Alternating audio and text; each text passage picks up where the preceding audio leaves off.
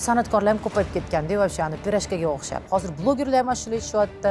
Nima sababdan sen bunaqa tuzoqqa tushib qolgansan? Жертва bo'lib qoldim. Я достойна любви, meni sevsin, meni yaxshi ko'rsin. Taklifli bo'lganmi? Hech qachon men o'zimga uylangan insonni yaqinlashtirmaganman. O'zi homilador bo'lmagan Munisa eko qilgan. O'zi aslida hech kim bilmaydi haqiqiy ismini o'g'limni. Meni xo'jayinim mendan 10 yosh kichkina. Arseniy sevgiga ishontira oldimi seni? Umuman sevgisiz turmushga chiqdim. Sen bilasan, odamlar bilmaydi. Sevimli rafiqa, chaqqon kelin, tadbirkor ayol, super mega xonanda. Voy, men вообще idealniy kelinman. Meni xo'jayinim islom dinini qabul qilganlar. Men bilaman sen qanaqa ovqat tayyorlashni zo'r bilishing. Ko'pchilik hozir yozishi mumkin, paxta to'dasida o'zini ko'rsatmoqchi. Musiqani tushunadigan inson biladi. Nima u sifat, nima sifatsiz degan narsa. Meni oppamsiz, понимаешь, чуть ли не mama deydi-da, tushunasizmi? Bir oy madaniyat vazirligi senga vazirlik ishini topshirib qo'ysa, nimani o'zgartirgan bo'larding? Men vatanimni juda sevaman va yaxshi ko'raman. Lekin ularda bor narsa menda yo'q. Men bilan duet aytmoqchi bo'lsangiz, albatta menga pul to'lang. So'nggi paytlarda ko'pchilik insonlar o'zini salomatligiga va tashqi ko'rinishiga e'tibor berishga vaqt ajratishi juda qiyin. Ulardan biri men.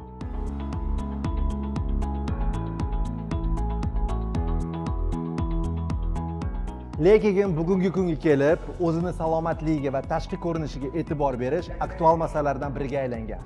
Men ham barcha yaqinlarimni, do'stlarimni va ortiqcha vazndan qiynalayotgan tanishlarimni sport bilan shug'ullanishga chorlab qolmoqchiman va bu masalada bizga Fitway kompleksi yordam beradi. Fitway kompleksida kerakli 4 ta mahsulot bor va ulardan biri L-karnitin, bu tanangizdagi yog'larni eritadi. Buni ichganingizdan keyin tanangiz o'zini erkin his qiladi va albatta rahmat aytadi. Fitway Apti Balance tabletkasi bu ishtahanggizni nazorat qiladi. Ichki gormon balansini tiklashga ko'maklashadi. Fitway Powerful bu pista ta'mli kokteyl ichingizga oqsil bo'lib kiradi. Fitway Figu aktiv damlamasi jigaringizni tozalaydi va ichaklaringizni har xil shlaklardan xalos etadi. Fitway kompleksini xarid qilganingizdan so'ng sizga maxsus darslik qo'llanma taqdim qilinadi. Fitway bilan sog'lom vazn tashlang.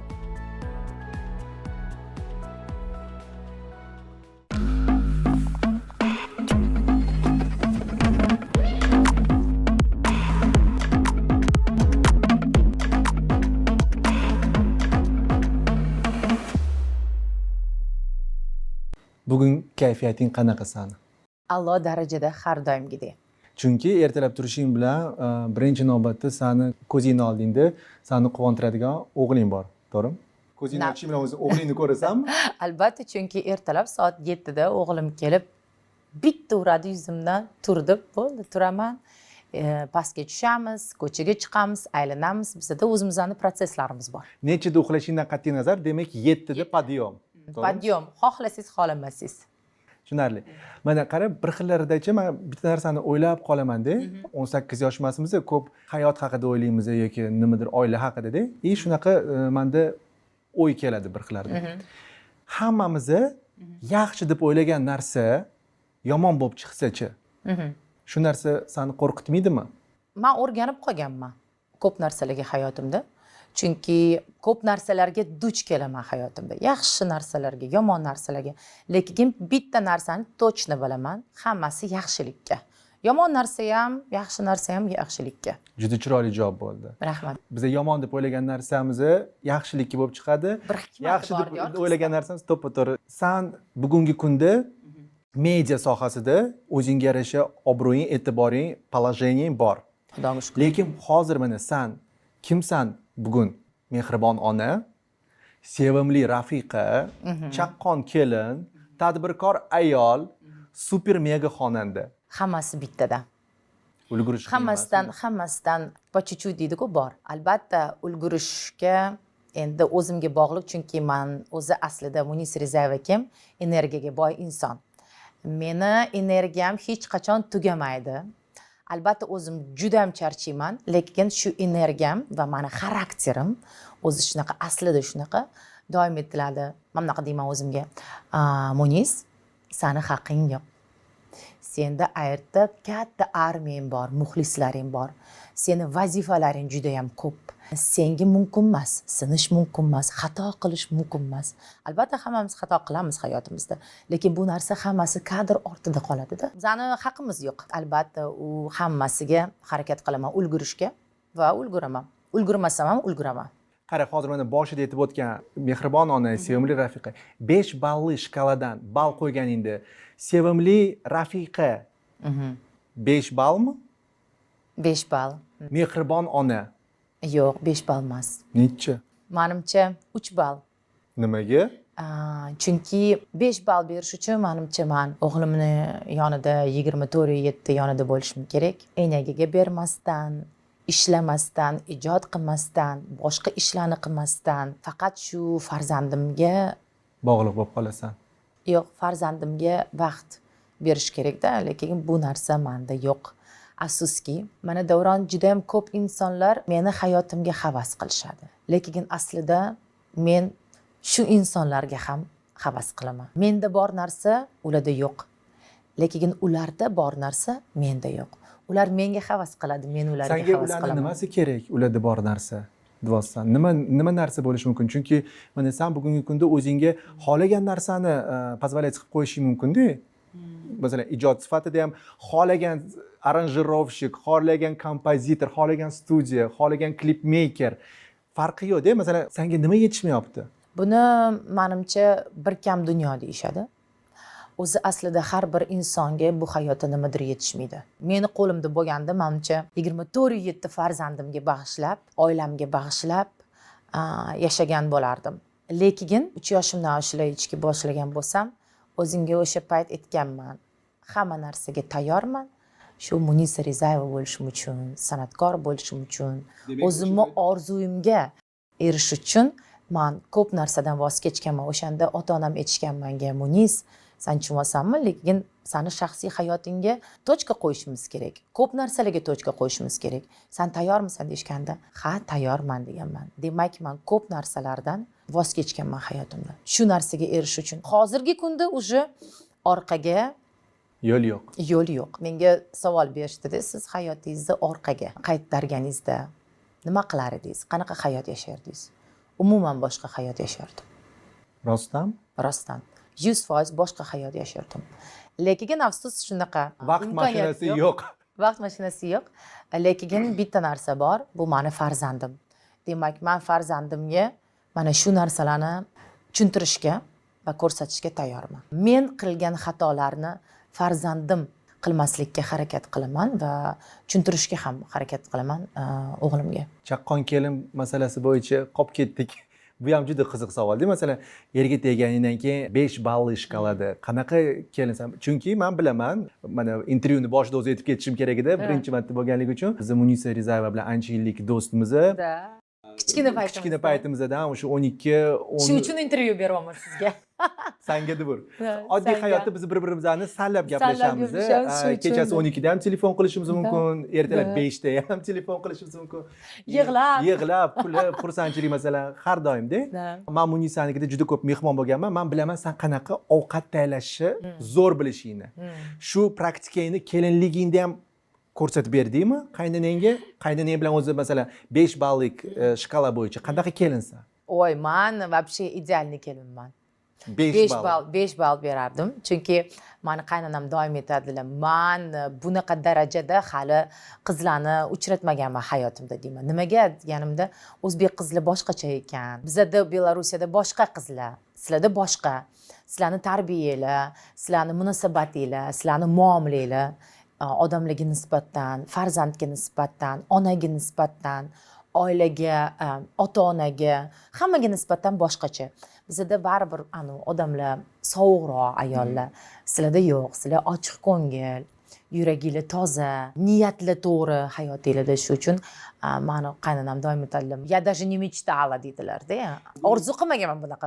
Orzularda ham shunaqa narsa bo'lmagan deydilar. Bugungi kunda demak sen bilan qaynonang o'rtasida ona qizdek munosabat bor, to'g'rimi? qaynanang seni har doim qo'llab-quvvatlaydilar, Albatta. seni boshingdan o'girib suv ichsalar kerak. Doim aytadilar, "Men senga ishonaman. Iltimos, mani o'g'limga aytgin. Men bilaman. Ты как-то умеешь внушать, с ним договариваться и разговаривать. Я тебе доверяю", deydilar.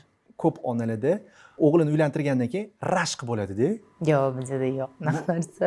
O'g'lini qanaqadir rashq qilib, qaysidir ma'noda o'g'li uyini tark etib, sen bilan hayotini bog'lashga rozi bo'ldi shu bola. Dubayda yashadinglar, O'zbekistonda yashadinglar, Argentinada yashadinglar. Tushunishim bo'yicha har doim ham onasi yonida emas. O'shanda onasi qanaqadir rashq qilmadimi sen? Yo'q, mani xo'jayinim 11 yoshidan bitta o'zi yashaydi. Demak, har xil shaharlarda yashaganlar, ishlaganlar, o'qiganlar. Qaynonam hech qachon bunaqa katta e'tibor va u bilan vaqt o'tkazmaganlar. Ularda boshqacha munosabat. O'zbekistondagi, Sredney Aziyadagi oilalar, kultura, hamma narsa boshqacha. U yoqda boshqacha, ularda siyosat boshqacha, ularning munosabati, madaniyat ham boshqacha, dunyo qarashlari boshqacha, umuman boshqacha. Har bitta insonni o'zini hayoti bor, tushunasizmi? Qaynonamni o'zini hayoti, xo'jayinimni o'zini hayoti. Xo'jayinim 11 yoshidan o'zi o'qiydi, o'zi ishlaydi, o'zi pul topadi, hech qachon hech kim unga podдержка bermagan. O'zi oyog'iga turib olib, shu uchun kichkina paytdan, masalan, hozir xo'jayinim hech kim bilmaydi, mani xo'jayinim mendan 10 yosh kichkina. Bu sizga syurpriz va eksklyuziv. Hech kim bilmaydi-da. 10 yosh farqimiz bor. Mani xo'jayinim juda ham yosh, lekin juda ham ko'p narsalarga erishgan. Chunki kichkina paytidan o'zi mustaqil bo'lib, o'ziga xon, o'ziga bek yashagan bola. Shu uchun o'ylaymanki, shu ko'p narsalarga erishgan. Bu hayotda yashashimizda birinchi maktabda ustozimiz bo'ladi, to'g'rimi? Keyin institutda ustozimiz bo'ladi. Keyin odamlar bizani ustozlarimiz. Odamlar bizani ustozimizga aylanishadi. Senda shunaqa narsa bo'lganmiki, ustoz tanlashda adashdim degan fikr? Yo'q. Hayotingdagi har bitta etapda uchragan ustozing senga nimadir o'rgatgan. Har bitta. Pand yegan payting bo'lmagan, hammasiga demak. Yegan nimaga yegan? Yaxshilikka-ku. Bu narsalar bizning hayotimizda bo'lmaganida biz bunaqa insonlarga aylanmasdik, bunaqa inson bo'lmasdik. Har bitta insonni o'zini mana shunaqa sinovlari bor. Xudoyim hammaga har xil sinovlar bergan. Qachonki siz o'sha sinovni ko'tarsangiz, masalan-da, Alloh ham bilar ekanda, kimga qanaqa sinov berishi, tushunasizmi? Kim ko'tara oladi, kim ko'tara olmaydi. Наверное, мне никогда бы не дали бы сидеть в тюрьме, потому что я не смогу это выдержать. Ko'tara olmayman. Tushunasiz shunaqa? Boshiga berilgan sinov o'sha o'zini darajasida ko'tara oladigan, darajasida beriladigan sinov faqat bo'ladi. Shunaqa deb o'ylayman. Shunaqa deb o'ylayman. Shu uchun, da, nичего страшного. Дальше пойдем. Biz kuchli bo'lamiz-ku bu orqali. Shu uchun ustozlarimga rahmat.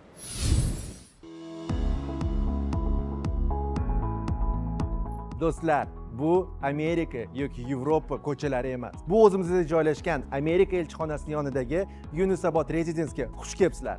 Bu kottejlar uchun bugun 10% ni to'lang va ertaga ko'chib kirsangiz bo'ladi. Kadastr va hujjatlardan muammo yo'q va eng asosiysi, bu kottejlarni remontli tayyor holatida ham olsangiz bo'ladi. Ushbu mahalla 24/7 yopiq va qo'riqlanadigan hudud. Bu kottejlar esa 3 qavatdan iborat podvali bilan birgalikda. Orqamdagi bino Yunusobod Gallery, ko'ngil ochar va savdo markazi. Har bir kottejni avtoturargohi, yashil zonasi va yozgi oshxonasi mavjud. Boshlang'ich 10% ni to'lab, 20 yilga 15% lik ustama bilan kottejlarni bugunoq xarid qiling. Bunday to'lov shartlarining O'zbekiston bo'yicha analogi yo'q. Darhol shu raqamlarga qo'ng'iroq qilib, biz bilan bog'laning.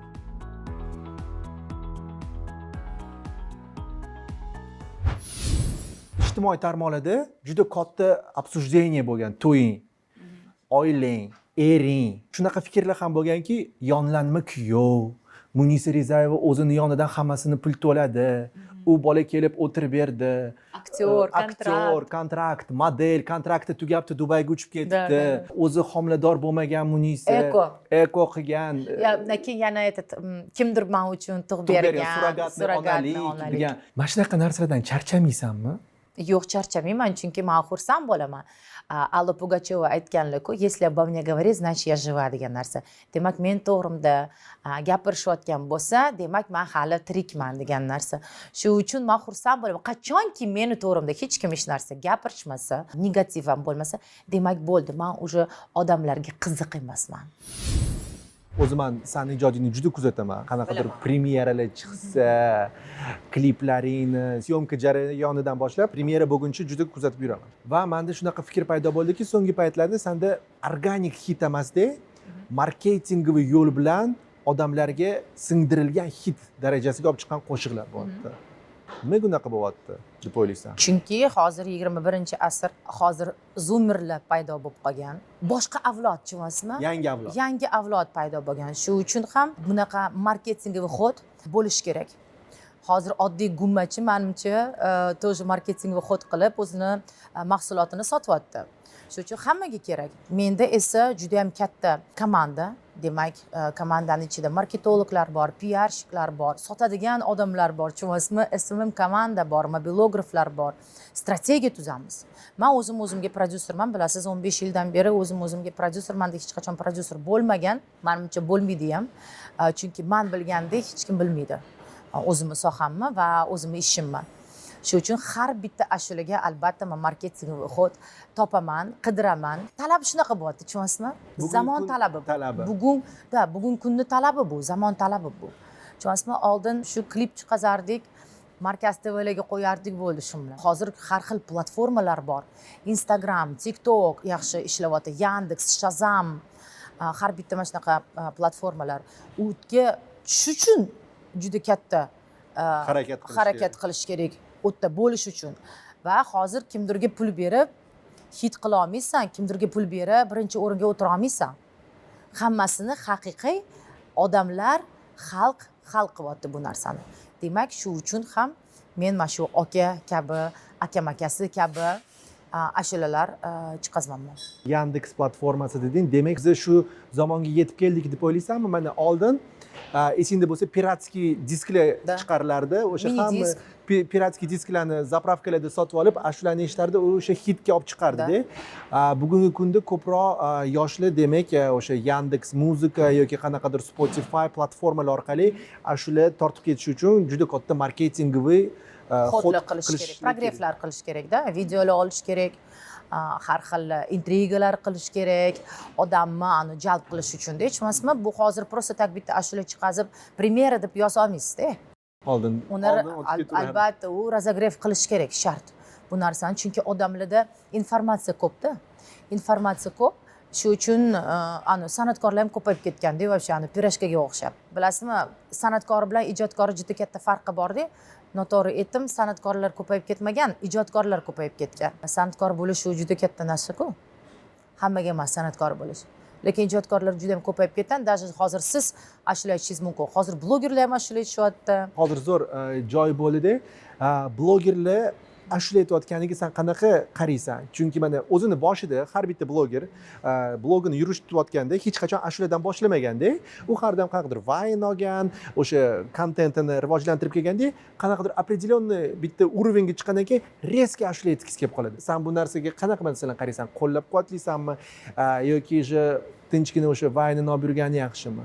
Men o'ylaymanki, aytadi-ku, chumchuqni so'ysa, qassob so'yish kerak degan narsa bor-da. Shu uchun men bu narsaga salbiy qarayman va qo'llab-quvvatlamayman bu narsalarni. Men o'ylaymanki, san'atkor bo'lish uchun uni muzikalniy obrazovaniyasi bo'lish kerak. Nota degan narsani tushunish kerak. Men hozirgi kunda har xil situatsiyalar bo'lyapti. Meni hayotimda shokdaman.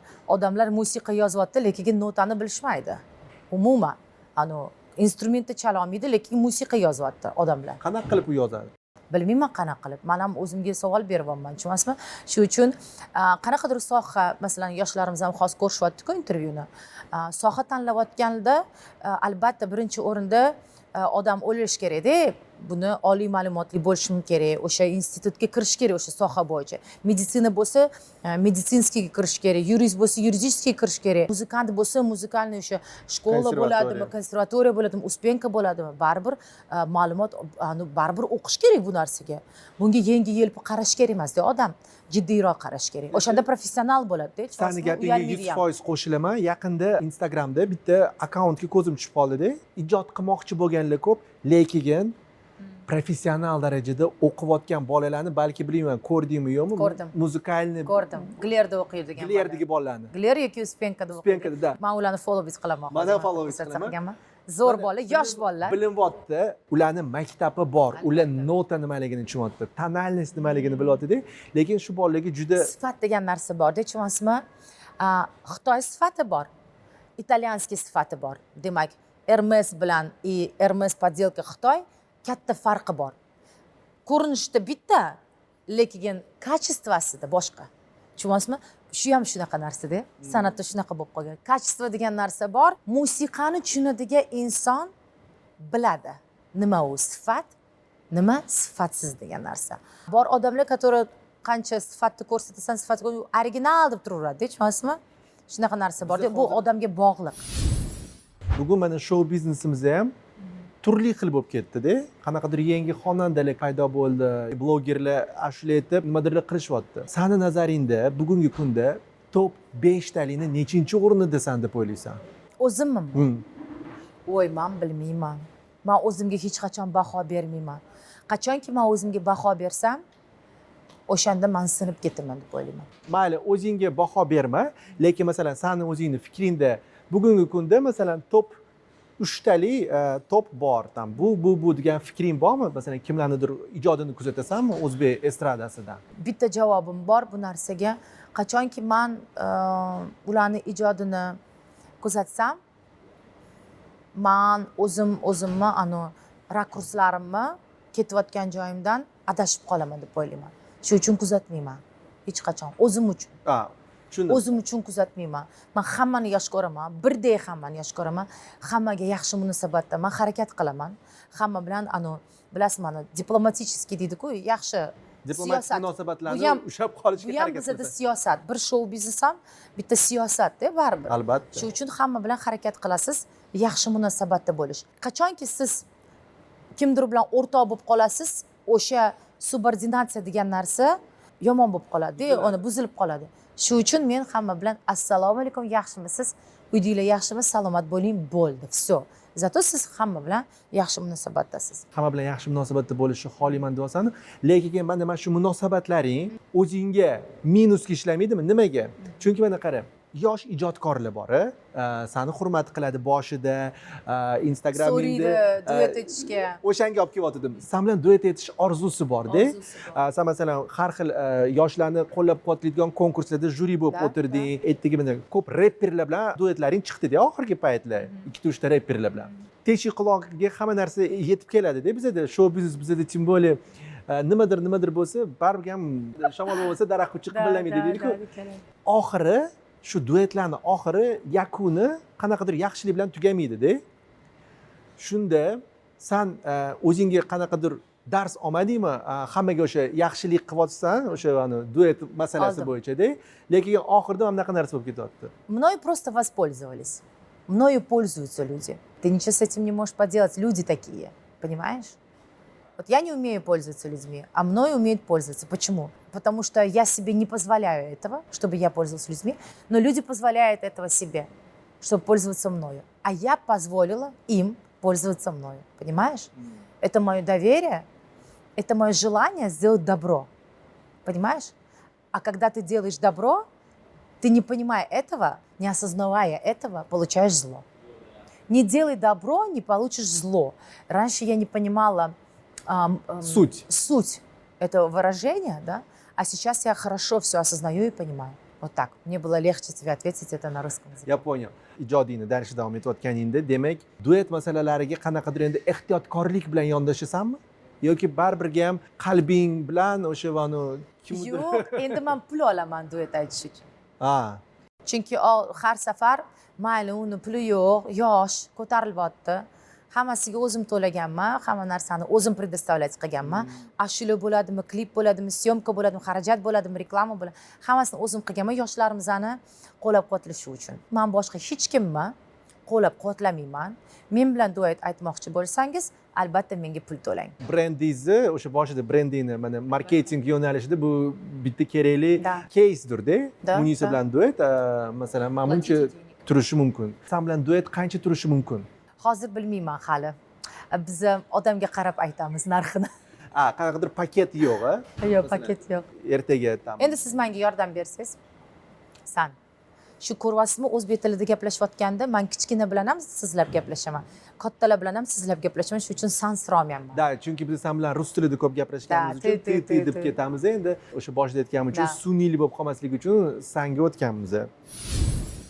Yosh ijodkorlar bilan mana dueting chiqdi. Ko'proq qaysi biri seni xafa qildi? Hammasi. Hamma reperlar. Hamma reperlar. Hamma reperlar. Yo'q, faqat reperlar emas. Kim bilan duet etgan bo'lsam, oxirida shu men aytyapman-ku, ular mana bunaqa narsada, ularda strategiya bor-da hammada. Kim bilan duet aytayotgan, zo'r bo'lish uchun. Kim hozir trendda? Munisa Rizayeva. Hozir men ichiga kirib ketaman, paxta qo'yaman, yaxshi gapiraman. Ovoguncha deydi-ku, bilasizmi? Shunaqa endi zo'r bo'lib oladi, shunaqa paxta qo'yadi. Voy, zo'r aytinglar, o'rtog'imsan, radnoyimsan, mani oppamsiz. Понимаешь, чуть ли не mama deydi-da, tushunasizmi? Qilguncha. Keyin o'sha duet qilganimizdan keyin o'sha kerak emasman-ku. Nima qiladi men bilan yaxshi munosabatda bo'lib, nima qiladi menga yaxshilik tilab yoki shosh totib. Все kerak emas. Duet tugagandan keyin konkurensiya boshlanar balki. U san bilan raqobatlashishni boshlaydi. Balkim. Balkim raqobatlashish. Chunki Lekin men hech kim duet raqobat- kuylayotganingda bargan bitta sahnada sani energetikangni his qiladi, shu tarafi ham bor-ku. U san bilan sahnada turib o'sha duetni kuylayotganda sani energetikangni his qiladi va o'ziga darrov raqobat yasab oladi. Bitta yosh reper bilan yaqinda duet etdim-da. Ishonasizmi yo'qmi? Hech narsa bo'lmadi. Yaxshilik bo'lsa, yaxshilik bo'ldi mening tarafimdan. Yomonlik bo'lmadi. Hozir men bilan salomlashmayapti. Prosta o'tib ketyapti. Даже bitta sahnaga chiqayotganimizda ashula aytishimiz kerak birga. Даже menga anu Munisa Rizayeva ham demayapti-da, tushunasizmi? Men hayronman. Qattan shuncha kibr. So'ramadingmi o'zidan? yulduz yo'q. Не стоит. Qattan shuncha yulduzlik kasali. Men bilan salomlashamas ekanda, lekin har bitta vыступлениясida faqat mana shular bilan chiqyapti. O'sha duetimiz bilan. Hamma yoqda o'sha duetda aytyapti. O'zinikini emas, o'zini ashulasini aytmaydimi? Mani duetim aytyapti-da. Bu mana ashulam. Men avtoriman. Kerak bo'lsa-da. Biz hozir shunaqa paytga kelib qoldikki, bilmayman, sanda ham qanaqadir qiyinchiliklarni tug'diryaptimi? Bizani media sohasida diletantlik ko'payib ketgani. Deylik, mana o'sha aranjirovщик, kompozitor, shoirman deydi, lekin u bilan o'tirib suhbat qursang yoki u bilan o'tirib qanaqadir musiqani qilib bergin deb oldiga borsang, tushunmaysanki, u yoki sun'iy intellekt orqali o'zini mahsulotini chiqaryapti yoki umuman bilmayapti. San mana shunaqa paytda kadrlar yetishmasligiga duchor bo'lsanmi, yaxshi kadr topolmaysan? Albatta duchor bo'laman, ayniqsa men, chunki hozir shu kompozitorlar kamayib ketgan, yo'q. Zo'r ideya yozadigan insonlar yo'q.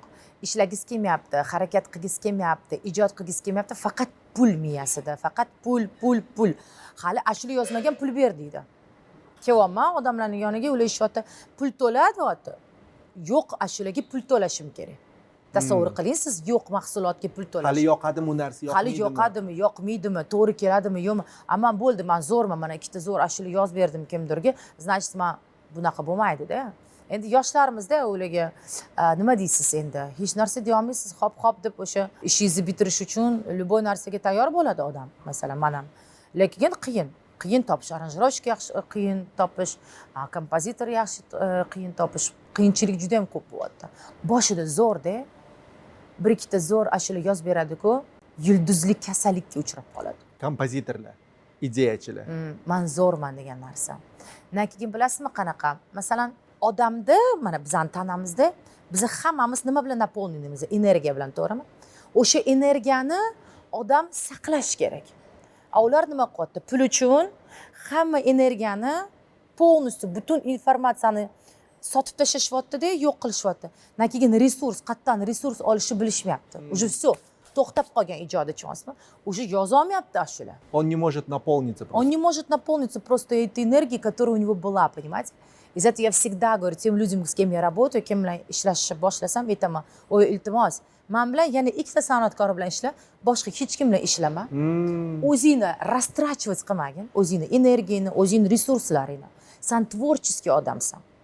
Не надо этого делать. O'shanda sifati zo'r bo'ladi. И sani vaqting, endi prodyuserman-ku, tushunasizmi? Demak, sen 2 kunlik kompozitor bo'lmaysan. 20 yillik, 30 yillik, 40 yillik kompozitor bo'lasan, doim noningni topasan.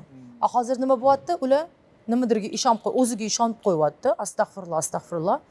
Kibrga kiradi-da bu narsa, yomon narsa.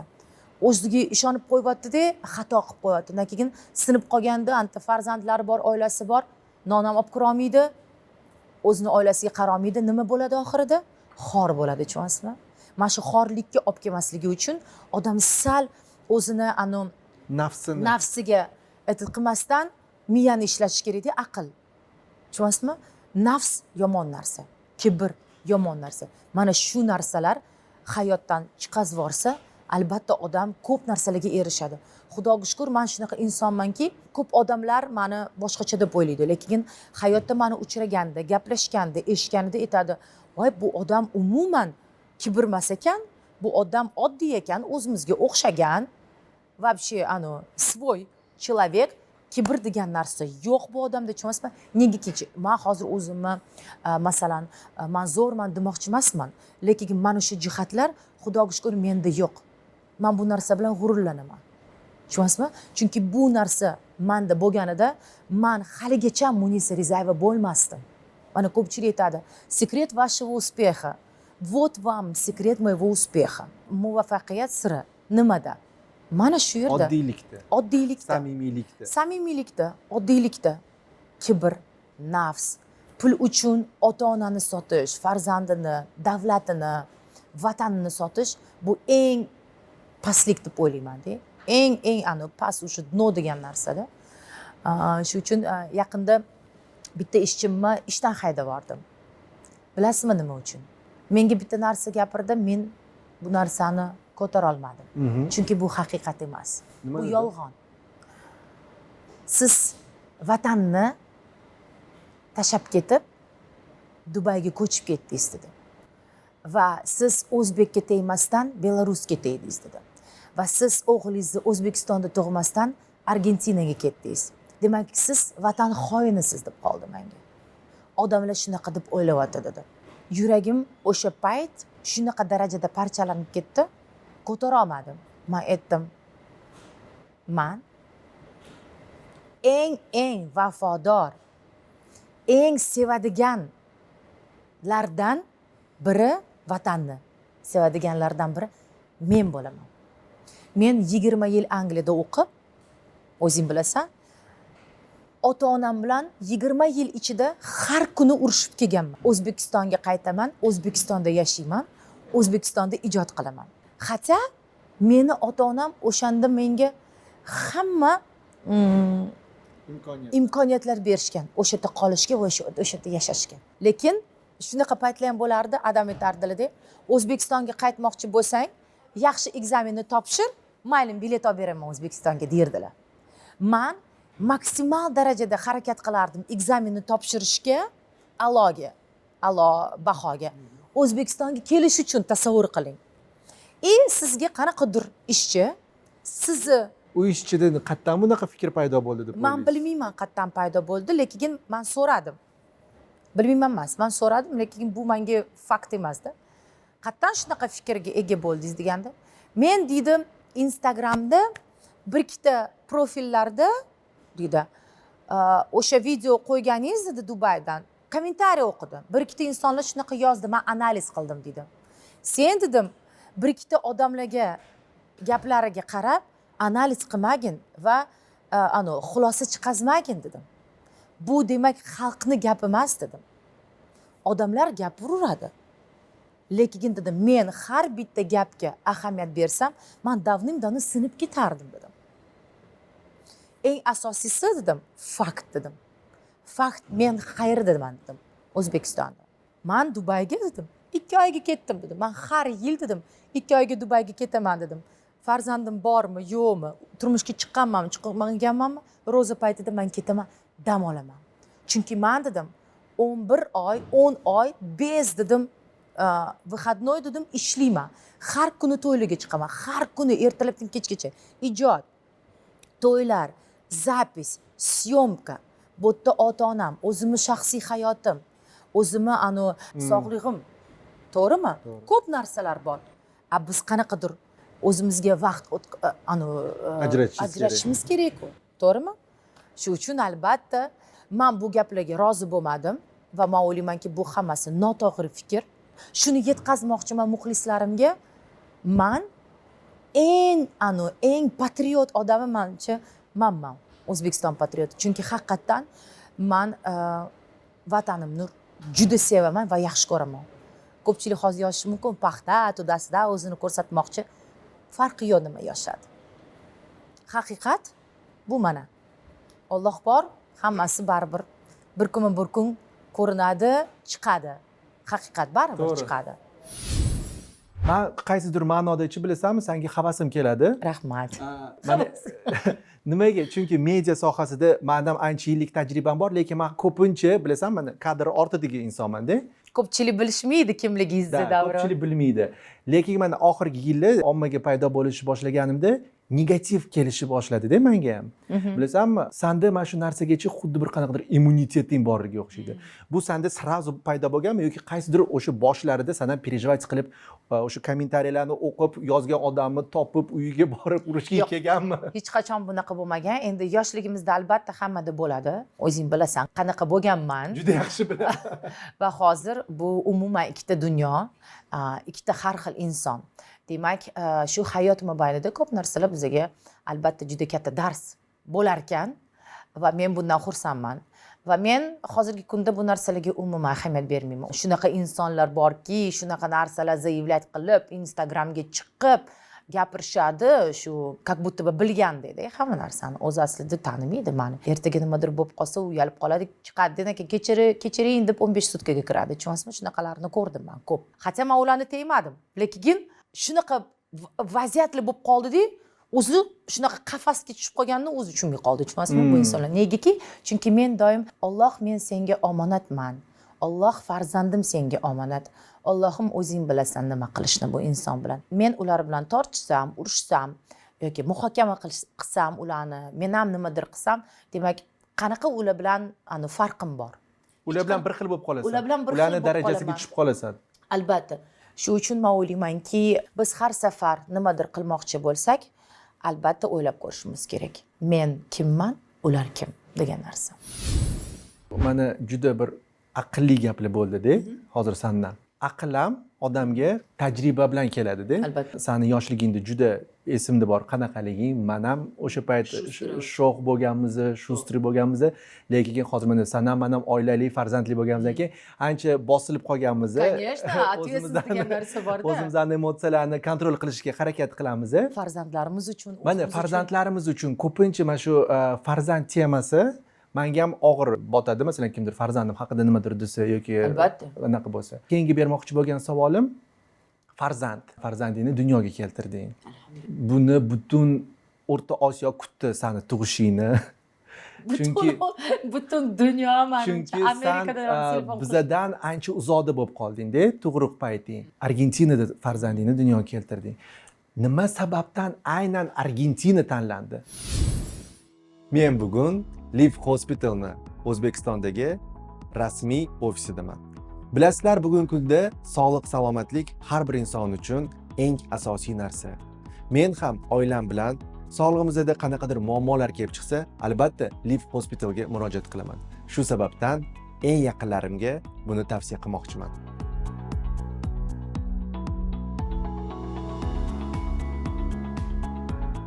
Live Hospital Turkiyada faoliyat yuritib kelayotgan, xalqaro premium toifadagi juda ko'p davlatlar bilan hamkorlikda ishlab kelayotgan xususiy klinikalar tarmog'i. Bu yerda onkologiya, neyroxirurgiya, kardiologiya, ortopediya, reproduktiv tibbiyot va regenerativ meditsina sohalarida Live Hospital millionlab insonlarga yangi umid baxsh etmoqda. Live Hospital'ni O'zbekistondagi rasmiy ofisi Toshkent shahar Chingiz Aytmatov 26 da joylashgan. Bog'lanish uchun quyidagi raqamlarga hoziroq murojaat qiling.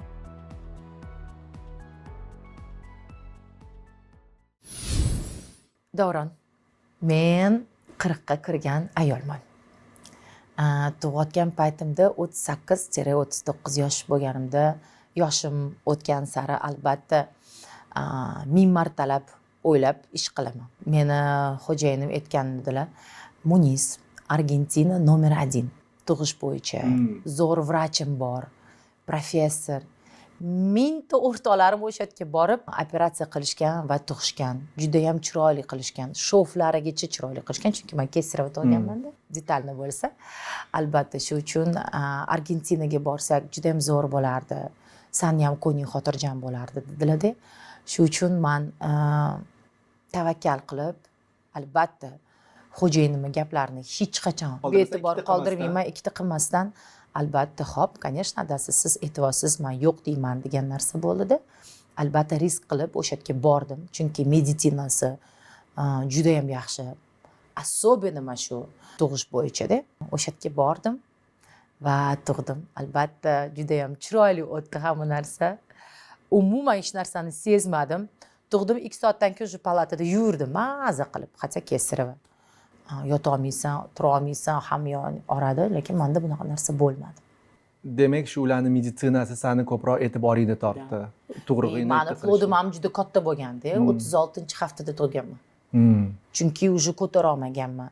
Men kichkinaman, xo'jayinim kattalar, govdali, o'g'lim ham ko'ryapsizlar, hozir masalan 1,4, почти 1,5 yosh, lekin sadikda 3 yoshli bolachalar unga teng.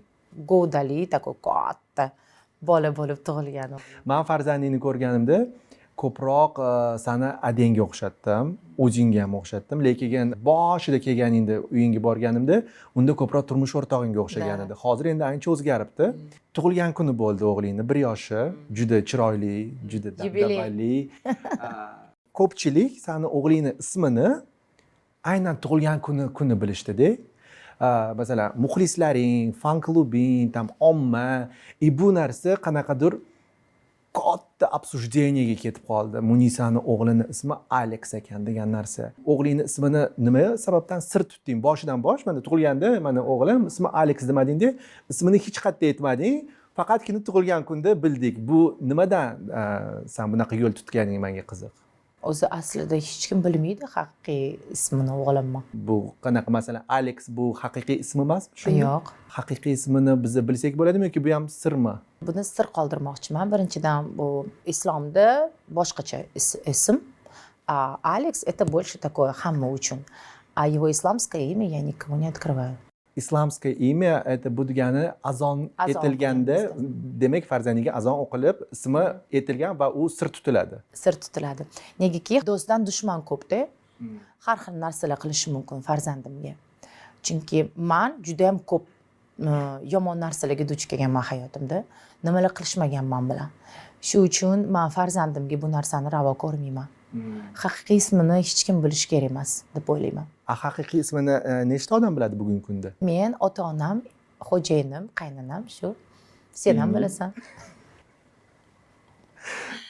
Lekin sen nimaga bilasan? Chunki men bilaman, sen hech qachon meni sirlarimni hech qachon ochmaysan ham, gapirmaysan ham. Necha yillik bizani do'stligimiz. Bizani masalan bu loyihamizni nomi shaxsiy chegara. Shuning uchun bugungi suhbatimizni ham o'sha chegarani buzmaslikka harakat qilamiz-da. Baribir ham sani shaxsiy chegarang bor, meni shaxsiy chegaram bor. Bugungi kunda masalan men ham bilmayman, sen qanaqa qaraysan? Ko'pchilik media sohasida ishlab kelayotgan insonlar, blogerlar, ba'zi bir xonandalar ham hype uchun shu chegarani buzib tashlashyapti-da. Rostini aytsam, bu chetdan qaraganda juda xunuk ko'rinadi. Juda, albatta. Shuning uchun bu masala bo'yicha seni tushundim.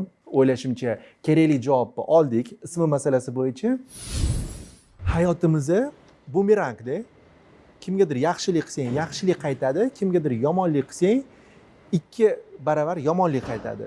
Zamonaviy tilda aytadigan bo'lsak, karma deyshadi, taqdir deyshadi, nimadir deyshadi. O'zing qanaqadir shu narsaga ishonganmisan? Men masalan shu odamga yomonlik qildim, menga ham yomonlik qaytdi. yoki Qaytardingmi? yoki kimgadir qilgan yaxshiligingdan afsuslanganmisan? Yo'q. Bilasizmi nimaga? Chunki men yaxshilik qilsam, ular uchun qilmayman, men o'zim uchun qilaman. Men maza qilaman. Kimdirga yordamim tegsa, yaxshiligim tegsa, men maza qilaman. Bilmayman, kichkina paytimda masalan men ko'p hammaga sovg'alar qilardim. Yaxshi ko'raman sovg'a qilishga. Odamlarni kulgusini ko'rgim keladi. Baxtli bo'lishini ko'rgim keladi. Tushunyapsizmi? Ana bor shunaqa odamlar shu kutadi, qachon sen bebaxt bo'lasan, qachon yig'laysan, qachon pand bo'lasiz, pand yeysan hayotingda. Ammo shunaqa emasman. Men nabarot maza qilaman. Tushunyapsizmi?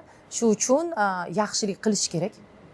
Qanchalik siz ko'proq yaxshilik qilsangiz, shuncha yaxshi. Odamlar uchun emas, o'zingiz uchun. Oxirgi marta qachon yaxshilik qilding? Kecha, har kuni. Men har kuni qilaman. Chunki kelajak degan narsa yo'q. Kecha degan narsa yo'q. Faqat bugun borda. Shu uchun bir zumda bizning hayotimiz to'xtashi mumkin. Bir sekund ichida qanaqa boshlanadi meni kunim. Turaman-ku, ey Allohim, meni kechir. Undan keyin, ey Allohim, senga shukr. Yana bir kun yashayotganim uchun, bugun turganim uchun shunga ham shukr qilaman. Lekin birinchi o'rinda tavba qilaman, kechirim so'rayman. Chunki bilib bilmay biz ko'p narsalarni noto'g'ri qilib qo'yamiz. Qancha harakat qilmasak, baribir-da Allohga yoqmaydigan joylar bor. Tushunyapsizmi? Shu uchun birinchi kechirim so'rash kerak, undan keyin shukr qilish kerak. Mana shu narsalarni hech qachon esimdan chiqazmayman. Ertalab va kechqurun uxlashimdan oldin Allohim senga shukr, bir kun yana yashadim. Uxlayman. Tushunyapsizmi? Mana shu kun mobaynida maksimal darajada harakat qilaman yaxshilik qilishga. Kichkina narsalarda. Masalan, tushaman pastga hamma ishchilarimga "Ты сегодня такая красивая" deyman. "Спасибо большое", понимаешь? Mana shunaqa narsalarni juda ko'p odamlar esidan chiqazib qo'yibdi. Rahmat deyishga. Tushunyapsizmi? Yaxshi gap gapirishga. Odamlar bu narsadan to'yib ketganmi, bilmayman nima bo'lgan. Odamlar zanglab ketganda faqat negativ yomon narsalar. Hamma emas, albatta, hamma emas. 5 qo'l barabar emas-ku. Lekin mana shunaqa narsalar juda ham ko'payib ketgan odamlarning hayotida. Mana hozir ustozlarni gapirib o'tdik-da, hayotimiz davomida ustozlarimiz juda ko'p bo'ladi. Qaysidir ustozlaringni eslay olasanmi? Roshan Namozov. Juda ko'p narsalar olganman Roshan Namozovdan. Jonlari jannatda bo'lsin. Haqiqiy legenda bo'lganda bu inson. Juda ham ma'lumotga ega, muzikant, professional, haqiqiy ustozlik qilgan inson Roshan Namozov bo'lgan menga. Bu san'at sohasida. Hayotda ustozing bormi sani? Otam. Otam. Onam. Bugungi kunda o'g'lim, farzandim menga hozir ustozlik qilyapti ko'p narsalarga. Kim sizni ustozingiz bugungi kunda desa, farzandim deyman. Chunki haqiqatdan meni farzandim juda ham ko'p narsalarga meni o'rgatyapti. Bilasan? O'ynatyapti. Yaqinda Latipovga intervyu berding. Jahongir Latipov san bergan intervyuni ko'rib chiqdim-da. Erta bir juda qiziq mavzuni ochgansan, lekin men bilmayman bu narsani sen bilan hozir muhokama qila olamizmi yo'qmi? Endi agar to'g'ri kelmasa, bemalol buni muhokama qilmasak ham bo'ladi. Sen erta aytgansan, turmushga chiqishimdan oldin meni baribir ham qanaqadir отношенияларым bo'lgan. Albatta. Har xil vaziyatlar bo'lgan. Men biladigan отношения ham bor-da uning ichida. Sen uni hech qachon hech kimga aytmagansan. O'sha paytlari agar esingda bo'lsa, ruhiy zo'ravonliklik отношениyaga ham duchor bo'lgan payting bo'lgan. Bo'lgan. Mana shu narsa haqida gaplasha olamizmi yoki bu tema sen uchun qanaqadir yopiq qozon yopiqligicha qolgani yaxshimi? Nimaga gaplasha olamiz? Chunki bugungi kunda hech narsa og'rimayapti o'zi. O'tib ketgan bu narsa. Mana qara, hozir 21-asrda juda ko'p yosh qizlar aldanib qolyapti va ruhiy zo'ravonlikka uchrab qolyapti-da. Bugungi kunda abuser degan so'z juda ommalashib ketdi-ku. Senda ham shunda o'sha abuziivniy отношения bo'lganda, to'g'rimi? Моральный, да, саны o'sha не физический. Не физический, o'sha ruhiy, psixologический, да, какой-то. Shunda abuz bo'lgan. Qanaqa bo'lgan o'zi? Sen shunaqa kuchlisan-ku. Bugungi yosh qizlarni nima bilan aldanib qolishyapti? Pul bilan, katta sovg'alar bilan, nimadirlar bilan. Sen o'zingga to'q, kuchli, shijoatli, любой nimani kerak bo'lsa joyiga qo'yib qo'ysangda, lekin men o'sha hikoyani eshitganimda, chunki men ham o'zim guvoh bo'lganman. Ko'p narsalarga sen bilan o'sha payt qanaqadir ijodiy hamkorlik qilayotgan paytlarimizda syomkalarni to'xtatib ketib qolgan paytlaring, birdaniga yo'q bo'lib qolishlaring, telefonlarni ko'tarmay yo'q bo'lib qolib, hamma qidirgan, uchib ket. Menga oxirgi marta o'sha shok darajasiga qolgan narsam, bizda bitta katta loyiha bo'lishidan oldin sen menga samolyotga o'tirganingda просто telefon qilib, "Men uchib ketyapman. Men bo'lmayman" deb aytganing meni shok bo'lganman-da, chunki ertaga katta syomkamiz bor edi. Nima sababdan sen bunaqa tuzoqqa tushib qolgansan? Nimasi bilan u bola o'sha inson seni jalb qilgan? Unda emas gap. U menda gap. Bilasizmi, ayol kishi juda ko'p narsalarni chizib yuboradi-da xayolida. Chiroyli hayot, princ na белом коне degan narsa bor-da. Men ham shunaqaman. Tvorческий odamman-da, shu uchun albatta men сразу начинаю это фантазировать. Fantaziyam kuchli, tushunasizmi? Bu odam o'sha fantaziyaga o'sha odamni men как бы kirgizib qo'ydi. Kirgizmoqchi bo'ldim. Жертва bo'lib qoldim. Chidadim. O'zimni qadrlamadim. Harakat qildim, uni sevgisini qozonishga erishishga harakat qildim, tushunasizmi? Ya достойна любви, meni sevsin, meni yaxshi ko'rsin degan narsa. Bu qatdan, hammasi yoshlikdan. Men bu narsalarni oilada olmaganman, tushunasizmi, otamdan. Shu uchun men o'ylaymanki, shunaqa narsalar hayotimda bo'ldi. Yigitlarda bu narsani men olishga harakat qildim. Lekin bu juda katta xato. Qachonki inson kimdirni sevgisini qozonishga harakat qiladi, bu juda ham yomon narsa. Qachonki odam o'zini tanlasa, o'zini sevsa, o'shanda atrofdagi insonlar ham uni tanlaydi, sevadi. Shu uchun men u insonga juda katta rahmat demoqchiman. Hozir shu intervyuni ko'rayotgan bo'lsa, Allohimga shukr, shu inson meni hayotimda bo'ldiki, sababchi bo'ldi-da endi. Men borib psixologga bordim. Psixolog menga ko'p narsani tushuntirdi. Men juda ham ko'p kitoblar o'qishga boshladim. Tajribaga ega bo'ldim, tushunasizmi? Mana shu narsalarni hech qachon boshqa hayotimda qilmayman. Men o'zimni tanlayman. Men kim bo'lmasa ham qat'iy nazar meni hayotimda bitta o'zim bo'lamanmi, ajrashamanmi, ajrashmaymanmi? Nima bo'lmasa ham qat'iy nazar men o'zimni tanlayman, o'zimni sevaman, o'zimni qadrlayman. O'shanda albatta meni atrofdagi insonlar ham sevadi, qadrlaydi, tanlaydi degan narsa paydo bo'ldi hayotimda.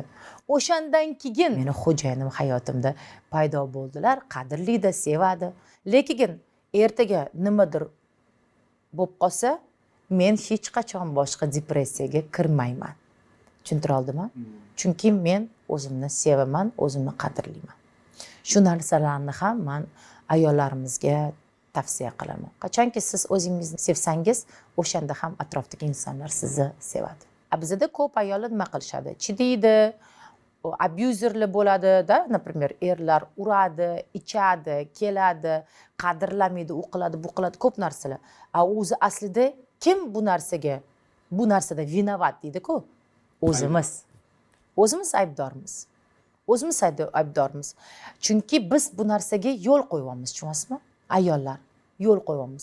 Biz yo'l qo'ymasak, erkak kishi yoki ayol kishi hech qachon bu narsani qilishmaydi.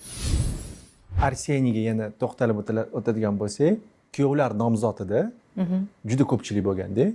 Masalan, boyvachcha bolalar ham bo'lgan, ko'chani ushlab qo'yganlar ham bo'lgan, davlat ishchi rahbarlarini bolalari yoki davlat rahbarlarini qaysidirlari senga juda ko'pchilik sovchi qo'ygan.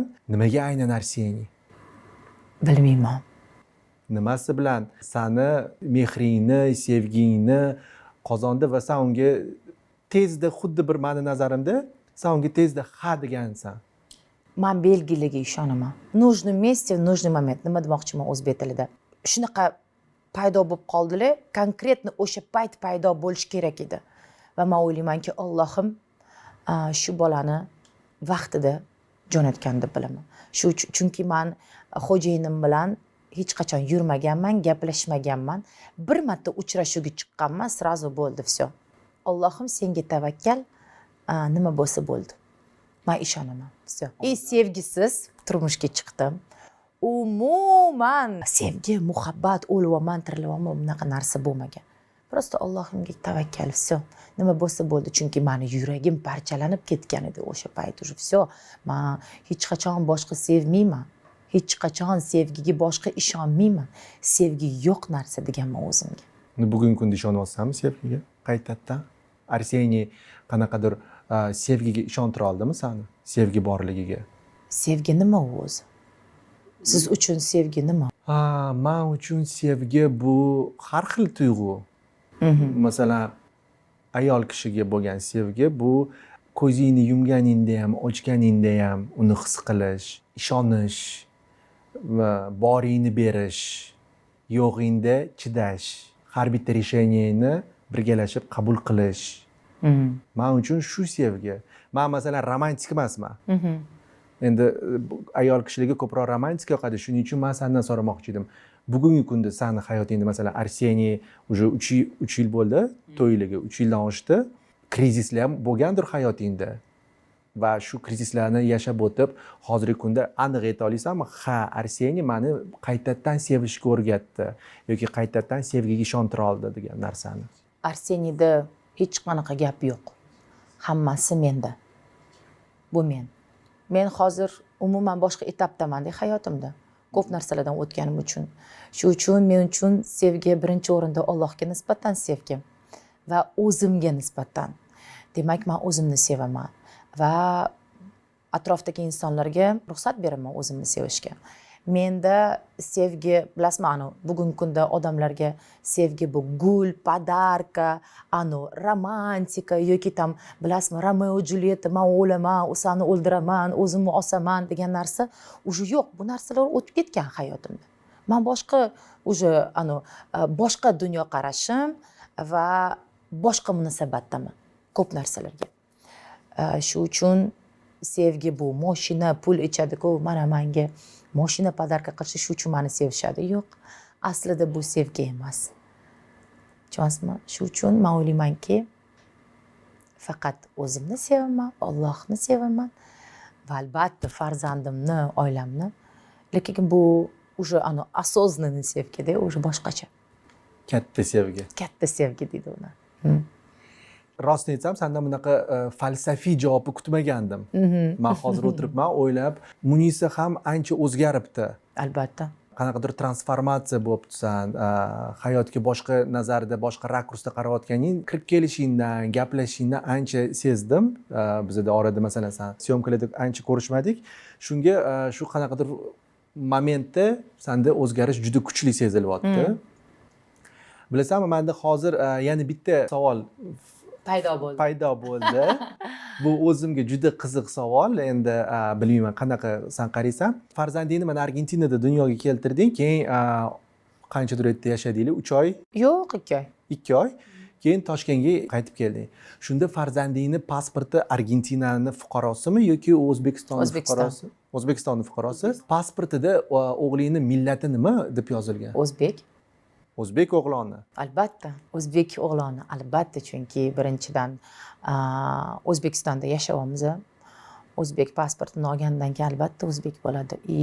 Meni xo'jayinim bir kun ham bu narsaga qarshilik bildirmagan. Qarshilik bildirmadi. Va meni xo'jayinim islom dinini qabul qilganlar.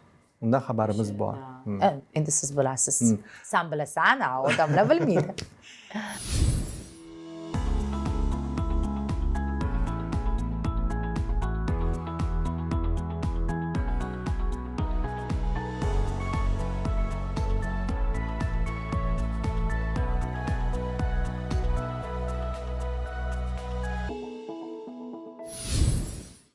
Har xil insonlar uchraydi-da bizning hayotimizda. Masalan, do'stlar bo'lishi mumkin orada.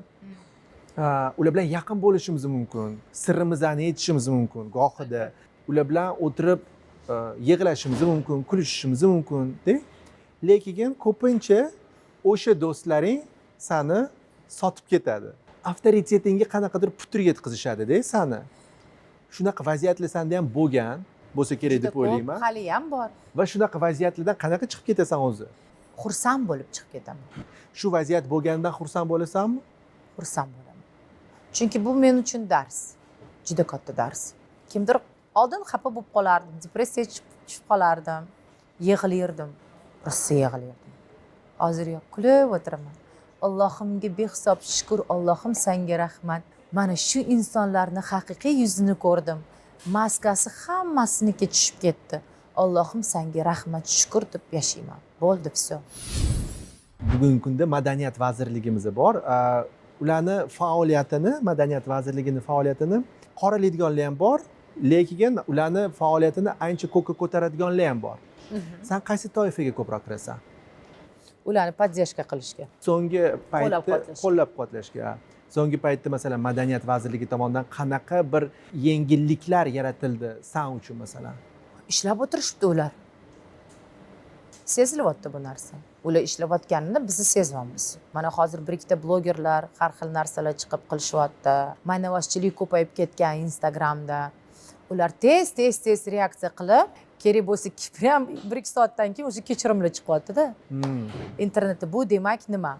Ular просто tak uxlab o'tirib, zarplatasini olib o'tirishmayapti-da, ular ishlayapti. Agar qaraganda senda mana shunaqa imkoniyat bo'lsa, deylik, madaniyat vaziri bir kun yoki bir oy madaniyat vazirligi senga vazirlik ishini topshirib qo'ysa, nimani o'zgartirgan bo'larding? Ekspertlarni olib kelardim O'zbekistonga. Boshqa Qaysi davlatlardan yo'nalishda? hamma yo'nalishda. San'at sohasida ekspertlarni olib kelardim. Harakat qilardim mana shu ekspertlar kontraktni asnovada, demak, 3-4 yil, 5 yil, 6 yil, 10 yilga mana shu yerda ishlab, bizanikilarni o'rgatib, yangi sistema qilib, yoshlarimizni qo'llab-quvvatlab, o'rgatib, yangi kadrlar olib chiqish. Bizda nima kam? Kadr kam. Juda ko'p sohada, san'at sohasida kadr kam. Nimaga? Chunki ustozlar qolmagan. Yoki biz o'z vaqtida ustozlarni yaxshi tinglamagandirmiz. Mungiz, qarab, ijodingni bundoq eshitib chiqsak, juda ko'p qo'shiqlaring bor ekanda. Bu muxlislaring bilgan qo'shiqlaring bor. Lekin men bilgan qo'shiqlar ham bor-da, orada san'atni sandig'ingni ochsa, ichi to'la qo'shiq. Qaysi mavzuda qo'shiq aytishga qo'rqasan yoki hech qachon u mavzuda qo'shiq aytmaysan? Menimcha bunaqa mavzular yo'q. Bemalol xohlagan mavzuingda qo'shiq aytishga tayyorsan, demak, to'g'rimi? Masalan, запрет bo'ladi-ku, это тема для меня табу, запрет, я никогда не буду туда лезть. Yo'q, bunaqasi yo'q. Men faqat siyosatga aralashmayman. Nimaga? Siyosat bilan oila. Oilaga hech qachon aralashmayman, siyosatga. Oila deganda nimani nazarda tutyapsiz? Masalan, shunaqa ayollar bor-ku, o'sha uylangan yigitlar bilan gaplashishadi, yurishadi, xotin bo'g'iladi yoki shunaqa narsalarga hech qachon, masalan, men turmushga chiqmasdan oldin hech qachon men o'zimga uylangan insonni yaqinlashtirmaganman. Taklifli bo'lganmi? Конечно. Bo'lgan, ular даже menga erishmagan, даже men bilan gaplashmagan. Harakat qilayotgan joyda o'sha kesilib qolardi-da, o'sha administrator yonida kesilib qolardi. Men даже gaplashmayman, даже вообще kontaktga chiqmayman. Mana o'sha aytyapsan administratorga, erga tegganingdan keyin bunaqa takliflar to'xtadimi? Yo'q. Hozir ham bormi shunaqa takliflar? Chunki ko'p odamlar ishonishmayapti haqiqiy er borligiga. Eringga berib qo'y, o'zi gaplashsin. Xo'jayinim bunaqa narsalarga aralashmaydilar. Nimasini hurmat qilaman. Bizda subordinatsiya degan narsa bor-da. Men telefonlariga hech qachon yaqinlashmayman, ishlariga hech qachon tiqilmayman va meni xo'jayinim shunaqa. Bizda mana shu hurmat, izzat degan narsa bor. Biz o'zimizga mana shu chegaradan o'tishga ruxsat bermaymiz. Masalan, ko'pchilik xotinlar oladi-ku, telefonni oching, bu qiling. Bizda bunaqa narsa yo'q. Umuman meni xayolimga bunaqa narsalar kelmaydi. Ishonch kuchlimi? Ishonch kuchli va hurmat. Ishonch emas, men o'ylaymanki hurmat. O'zimizga nisbatan birinchi o'rinda, keyin bir-birimizga nisbatan. Bugungi kunda o'zingga yarasha katta auditoriyang bor-da, million va undan ortiq tinglovching bor. Seni yaxshi ko'radiganlar bor. Yomon ko'radiganlar ham bor. Seni kuzatadiganlar bor-da. San'atkor jamiyatda o'zini muammosini qay darajada ommaga olib chiqa oladi? Любой problemani bemalol sen jamiyatga olib chiqa olasanmi? Yoki filtrdan o'tadimi? Qaysi problemalarni sen hech qachon ommaga olib chiqib обсуждать qilmagan bo'larding? Oila. Oilang bilan bog'liq umuman oilam shaxsiy hayotimda. Остальное menimcha hamma narsani bilishadi muxlislar. Chunki sen juda ko'p ijtimoiy tarmoqlarda faolsan. ko'pincha xizmatlaringga ketayotganda jonli efir olib borasan. O'sha gaplashaman. payt bemalol o'sha muxlislaring bilan ochiq oydin suhbat qurasanda. Shuning uchun shunaqa bizada menda lichni fikr tug'ildi. To, что Munisa Rizayevada masalan hech qanaqa chegara yo'q. Bemalol jamiyatda o'zini hamma muammosini Yo'q. olib chiqa oladi degan. Chegara degan narsa yo'q men muxlislarim bilan, lekin o'zimga ruxsat beradigan narsa bor, ruxsat bermaydigan narsalar bor. Shunaqa temalar bor, ularni men tegmayman ham, aralashmayman ham, yaqinlashmayman ham. Chunki Qaysi tema o'sha? bizni san'atkormizda tushunasizmi? Bizga ko'p narsa bog'liq. Nimaga? Chunki bizda armiya bor. Armiya kim? Bu bizani muxlislarimiz. Va bizani yoshlar kuzatadi. Kichkinalar kuzatadi. Shu uchun biz ularga namuna bo'lishimiz kerak deb o'ylayman. Ko'p narsalar bugungi kunda o'zimga men Yeb ko'rmaysan. yeb ko'rmayman, ruxsat ham ber. Nima aytayotgan bo'lsam, o'ylab gapiryapman. Nimani aytmagan bo'lsam, demak men ham shuni ham o'ylab aytmayapman degan narsa borda. Tilim bor deb yoki yulduzman deb gapirish, как язык без костей. Nельзя. Mumkin emas. Chunki necha yillik obro'yim bir tiyin bo'ladi. Tushunasizmi? Bitta noto'g'ri gap butun sani yig'gan obro'ying bir tiyin bo'ladi. Tushunasizmi? Shu uchun biza как никто другой filtrovать qilishimiz kerak edi san'atkorlar gapimizni. У тебя это получается? Alhamdulillah. Yarad. Savollarning ichida hali ro'yxatga kirmagan savol bor edi. Bu o'zimga juda qiziq. Oradan ancha vaqt o'tdi. Munisa Rizayeva Yakkaxon konsertini har gal keyingi yil degan o'zingga отсрочка berasan-da. Nima bilan bog'liq bu? Qanaqadir qo'rquving bormi? Chunki sen jonli ijroda yaxshi kuylaysan, xoreografiyada bemalol raqsga tushasan. Chunki men buni qattan bilaman. Men sen bilan Qozog'iston bo'ylab gastrol safaringni o'zim uyushtirganman, o'zim borganman, o'zim ko'rganman bu narsani. O'z olib borgansiz, o'z olib kelgansiz. O'zim olib kelganman. Lekin O'zbekiston Toshkentdagi Yakkaxon konsert dasturini har doim boshlamoqchi bo'lamiz. Tushunarsiz sabablarga ko'ra u konserting bo'lmaydi. 3 yil bo'lyapti bu konsertga tayyorgarchilik ketayotgani, jamoaviy ishlayotgani, kerakli hamkorlar borligi, xabarim bor bu narsadan. Masalan, mablag' tomonidan ham sen bemalol katta shou dasturini eploliysan. Nima qo'rquv bor? Nimaga har doim orqaga bitta qadam oldinga, ikkita qadam orqaga tashlaysan? Yakkaxon konsert dasturi haqida ish boshlanganda. Sog'lig'im tufayli bu narsalar atmena bo'lib qoldi. 3 yildan beri shu narsa bilan kurashyapman. Faqat konsert bersam jonli ijroda bermoqchiman. Chunki men shunaqa san'atkorman. Hech qachon fonogrammaga ishlamayman. Maksimum 5 ta yoki 7 ta ashula jonli ayta olaman. Undan keyin ayta olmayman. Da.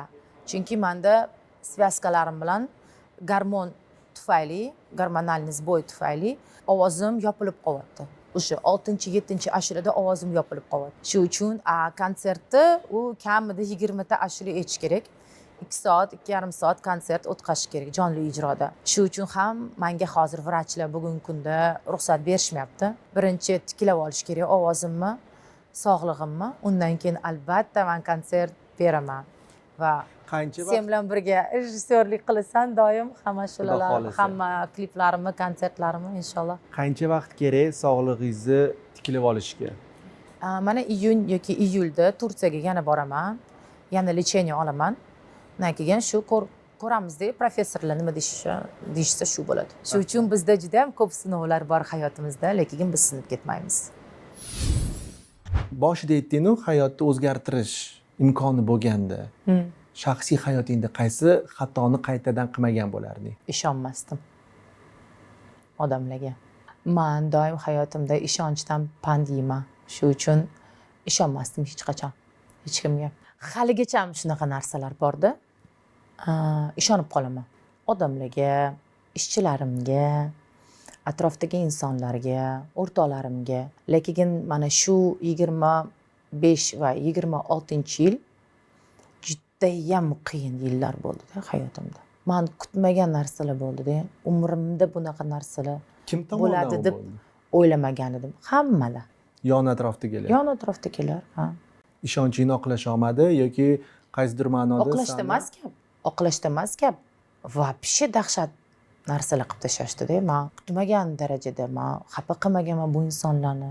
Yaxshilik qilgan bo'lsam yaxshilik qilganman, ishonganman, o'zimni ishonganman insonlarga. Shunaqa narsalar chiqib keldi. Shokka shunaqa darajada tushib qoldim. Ana bittada bo'ladi-ku, mana shunaqa narsalar bittada bo'lib ketdi deymanda. Oilada ham, ishda ham, ko'chada ham, o'rtoqlarim bilan hammadan keldi-da bittada menga. Qiyin bo'ldi, juda qiyin bo'ldi. Men ko'p qiyinchilikka zo'r turib beraman-ku. Bu safar Qiynaldingmi? qiynaldim, вообще qiynaldim. Shu uchun hozirgi kunda o'zimni yana tiklab sekin-sekin. Agarda hozirgi mana bugungi intervyumizdan esdan chiqqan balki qanaqadir savollar bo'lgandir, balki seni o'zingni qanaqadir aytmoqchi bo'lgan gaplaring ham bo'lgan bo'lsa, bemalol hozir aytib ketsang bo'ladi. Kimgadir обращениялаring. Voy yo'q, hech qanaqa savollarim yo'q. Seni yaxshi ko'raman, qadrlayman. Rahmat. Yaqinimsan, yaxshi kunimda, yomon kunimda doim yonimdasan. Bu men uchun juda ham qadrli. Rahmat kattakon.